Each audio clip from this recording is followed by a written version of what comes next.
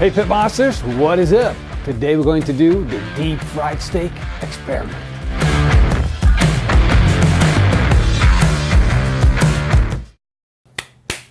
I got a beautiful Uruguayan ribeye. We're going to cut it into steaks. One we're going to grill up and the other one we're going to deep fry. You're gonna fry a steak? Yeah, we're gonna fry a steak. When we were in search of the perfect crust on a steak, I got so many comments. The best way to do it is to fry a steak. And I never give it a second thought, but on Instagram I saw a steak being deep fried by Camilo, and I thought, well, maybe I should give it another thought and give it a try, see if it actually works. You know that I like fried chicken, do you? But I don't think it's gonna be like fried chicken, Marcel. This is the eye, and this is like the beautiful fat cap that's in there. These are going to be really tasty steaks. We are going to cut this into 3 steaks. One for on the grill, one for in the fryer, and one backup. We are going to fire up the barbecue with some Kamado Joe Big Block. Light it up. Light it up, up, up, up. I'm on fire! Our barbecue is good and hot. Now we're going to start up our deep fryer. I basically only use this deep fryer for when I'm making oliebollen. And now we're going to use it on steak. We'll put in some sunflower oil. Now let's turn this thing on. I want to set it at a high temperature. I'm going to go for 180 degrees. I've got my grill set up with an indirect and a direct heat, with a lot of heat on the direct zone. The deep fryer is ready to go. This is the moment. We're going to put in our steaks, fry them up. This looks really freaky. Of course there's a lot of moisture in that steak that's coming out, and it's like all this water is coming out. It's got that beefy smell. Fried beef. Amazing. I don't know how long this is going to take, but we gotta figure it out. Wow, look at that. This thing is really, really quick. Let's flip it around. Make sure, you see on the bottom it's getting a little bit more crispy. This is the first time for me, so I'm kind of excited about this process.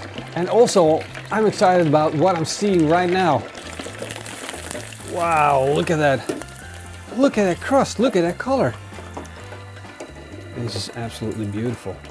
Both sides look really good. Now we're going to place this over indirect heat on the grill. Let it come up to temperature. Let's quickly check the core temperature, making sure that we haven't reached our desired temperature of 54 degrees Celsius yet. No, we're still good at 20 degrees Celsius. Now let's sear the other steak directly over the charcoal. I'm rotating my steak as I go, just to make sure we maximize that crust of the cast iron sear. That crust looks really good. I'm moving it over to the indirect side. I can already see the difference between these two steaks. We got a beautiful brown mahogany color on that fried steak, and a more darker one from that cast iron sear. It's much more roasted. Let's close the lid and let the steaks come up to temperature. Our deep fried steak has reached the temperature of 53 degrees Celsius. We're going to give it a little bit of rest, and then we're going to slice into it. We'll wait for our grilled steak to get up to the same temperature. Sprinkle on a little bit of salt. Our grilled steak is now ready as well. Look at that. Let's put some salt on it, and now we gotta wait for at least 5 minutes. Look at that. They both look beautiful. There are more juices on our grilled steak than that there are on our fried steak. Just gonna flip this one around so they look exactly the same. Now, all we have to do is slice into it and taste it. First the deep fried.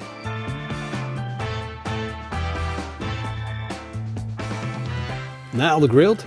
See how easy it is to slice through the grilled version versus the deep fried version. Let's take out a piece of both.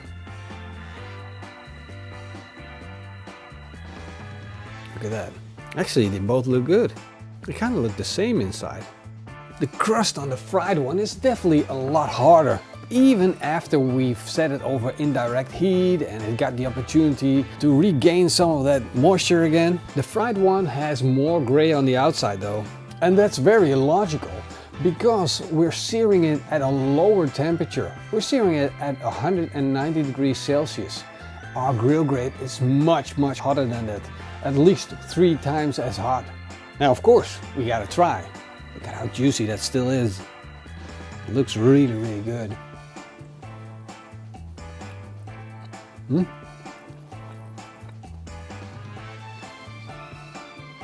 And this steak tastes really good.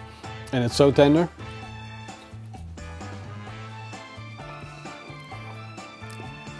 You get a good amount of crust. Now let's try a grilled steak. And it looks just as good as the fried one. The crust is a little less thick, but it's juicy, it's tender.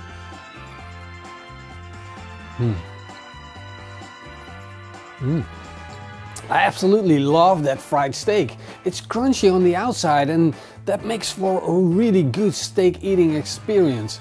And I love the grilled steak as well. You know, it's less gray on the outside and that makes it even more tender. But the fried steak, man, this is something else. This is really something else. I love it. But then again, are you really gonna fry your steak? I think I'm gonna stick with a cast iron pan with a little bit of oil in it. Maybe it's a good idea to draw out a little scale of the difference between deep fried and grilled. If this is a good steak and this is a bad steak, then our steak was all the way up here. Let's say 80%. A really good steak. And then we fried it and the steak became just a little bit better. So in all of its scale, it maybe improved by 5%.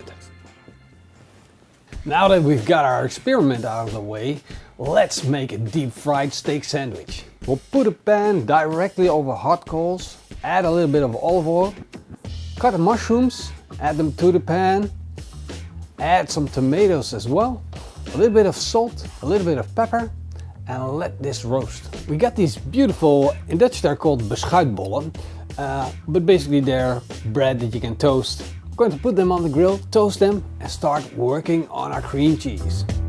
We'll start off with some fresh spices. I got lemon verbena here. I don't know if that's the right English term for it, but it smells like lemon. A little bit of parsley and some fresh thyme, and we'll bundle all of that up and chop it fine.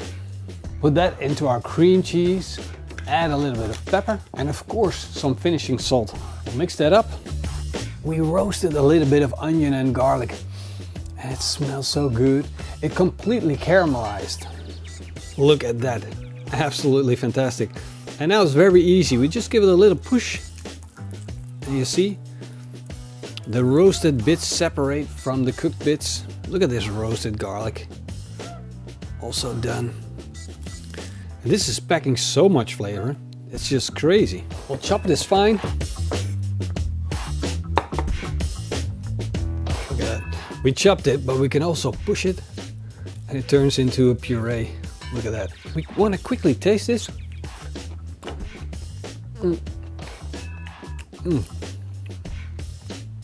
That's going to be perfect for our cream cheese, but we want to give it a little bit of seasoning before we put it in. Put in a little bit of salt and a bit of fresh ground pepper. Fold that in. Let's add that to our cream cheese. Our buns are toasted. Absolutely perfect. Now it's time to start frying our steak. We've got a beautiful crust on the outside of our steak. Now we put it on the grill over indirect heat. Our steak is done. And while we're resting it, we're going to build up our bun. First, we'll put on some cream cheese, some mushrooms, our tomatoes, put the steak on top, a little bit of salt, some cream cheese on the top bun, put the cap on. Now that is a beautiful bun. Let's cut it in half and take a look inside. Time for our taste test. There we go.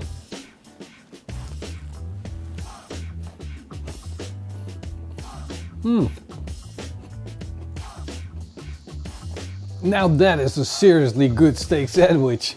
We've got that crisp from our steak and it works really well on this sandwich. The cream cheese does an amazing job of bringing all the flavors together. The mushrooms and tomato bring that umami flavor. Man, this is a good sandwich.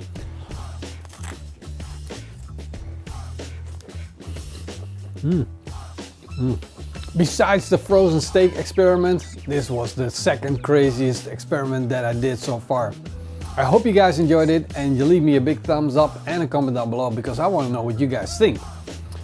Thank you to our patrons and our YouTube members. See you guys next time. Until then, keep grilling en eet smakelijk.